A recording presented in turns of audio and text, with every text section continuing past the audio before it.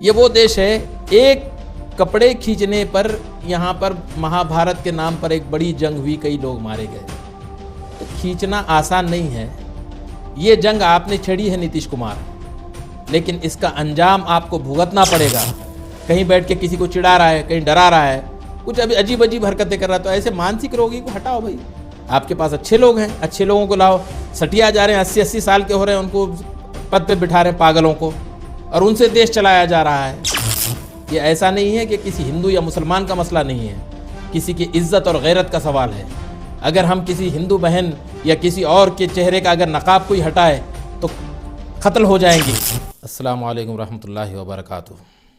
मैं सूफ़ी मारूफ़ इब्न सूफ़ी अब्दुल्ला इब्राहिम, खानक़ाह सूफ़िया, मोमिनाबाद, ज़िला बीड़ और अंबाजोगाई, महाराष्ट्र से इस बात का रद्द अमल दे रहा हूँ कि जो कल वाक़या पेश आया, एक प्रोग्राम में नीतीश कुमार ने जब किसी बच्ची के चेहरे से उनका नकाब हटाया, एक घिनौनी हरकत जिसको कोई बाशऊर इंसान, मैं इंसान की बात कह रहा हूँ, मुसलमान की नहीं, उसको कबूल न करे, चाहे वो वेस्टर्न कल्चर के लोग हों या इस्लामी कल्चर के हों या फिर हमारे भारतवर्ष के हों।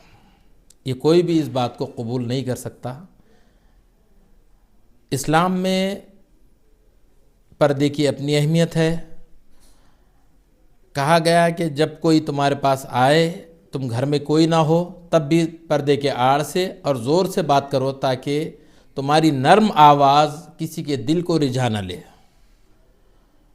तो जब आवाज़ के लिए हमारे यहाँ ये हुक्म आया कि तुम ज़ोर से बात करो औरतों के लिए, तो औरत जब बाहर निकलती है और कोई अपने चेहरे को ढांकता है तो वो उसके अपने इफ़्फ़त की अपनी हिफाजत कर रही है, और आप डिग्री देते हुए उसके चेहरे के नकाब या हिजाब छीनने की कोशिश करते हैं।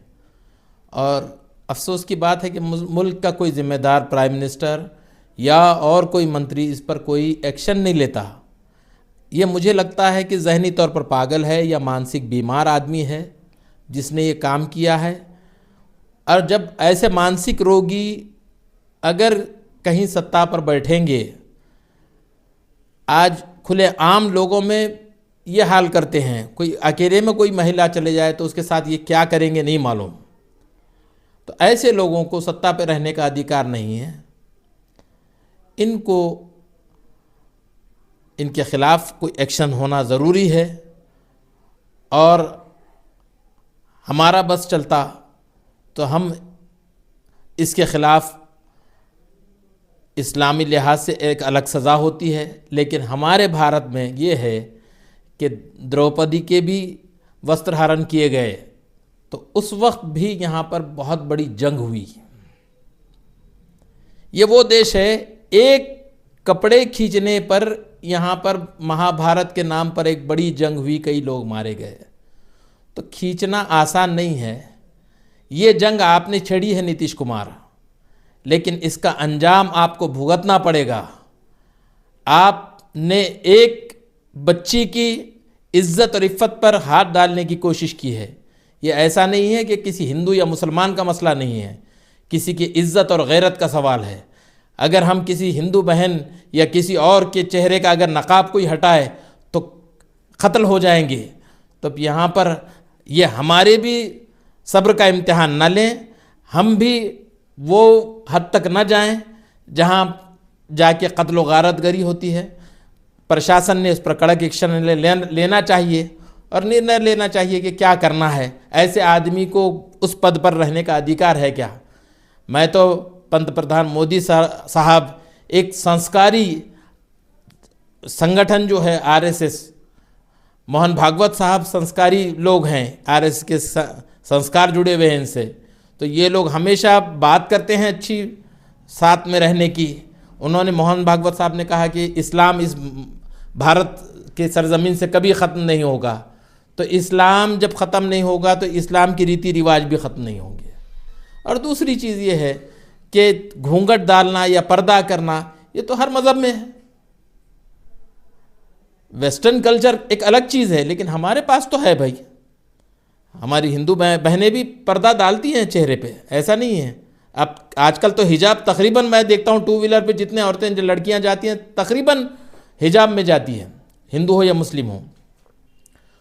उन्होंने जो नाज़ेबा हरकत की है, उन्होंने उम्मत मुस्लिमा से और उस बच्ची से माफ़ी मांगना चाहिए और अपने नैतिकता को सामने रखते हुए अपने पद से इस्तीफ़ा देना चाहिए। ये ज़रूरी है, नहीं करेंगे पूरे देश में इसके ख़िलाफ़ एक जंग छेड़ी जाएगी, एक मुहिम छेड़ी जाएगी।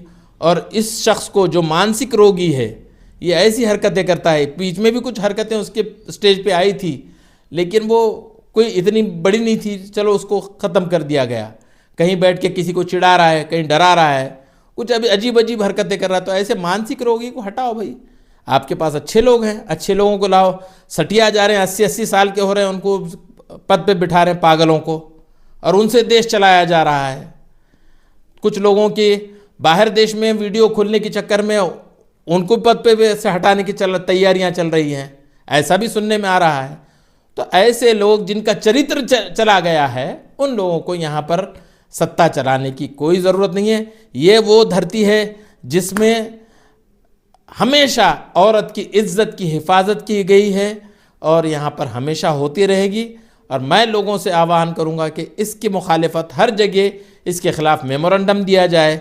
हाँ, ये है कि दंगा फसाद ना हो, आपस में सब हिंदू मुसलमान मिलकर इसका मुकाबला करें और इसको कड़ी से कड़ी सज़ा दिलाई जाए। ये मैं खानक़ाह सूफिया की तरफ से गुजारिश करूँगा और मैं ख़ुद इसके अंदर बढ़ चढ़ के हिस्सा लूँगा। आप तमाम से यही गुजारिश।